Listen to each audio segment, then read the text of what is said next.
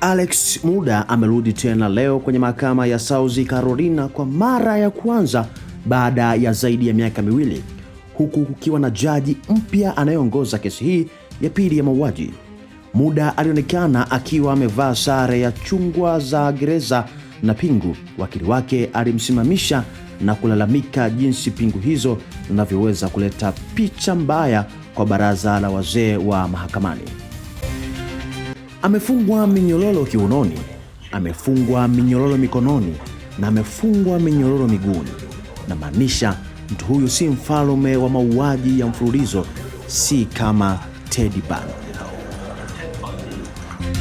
Serikali inasema hayo ni masuala ya kawaida ya kiusalama. Mkutano huu wa kawaida wa mahakama ulibadilika haraka na kuwa mzozo mkali. Mawakili wa Muda walidai kuwa kuna ushahidi ambao hawakupewa kwenye kesi ya kwanza ya mwaka 2023.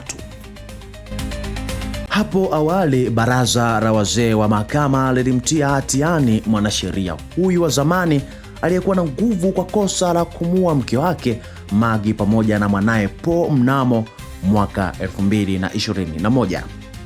Hata hivyo, mahakama kuu ya South Carolina ilifutia kifungo hicho cha mwezi uliopita. Mahakama ilisema kulikuwa na uingiliaji kati ya aliyekuwa karani wa mahakama Beck Hill ambaye alitoa maneno yaliyopotosha wajumbe.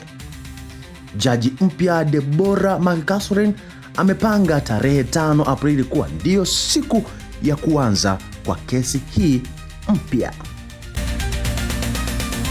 Hallie, as soon as Judge Deborah McCaslin sat down, she launched into a series of pointed questions about evidence, and she ended the hour-long hearing by telling the lawyers, quote, "When I set a trial date, I don't do continuances."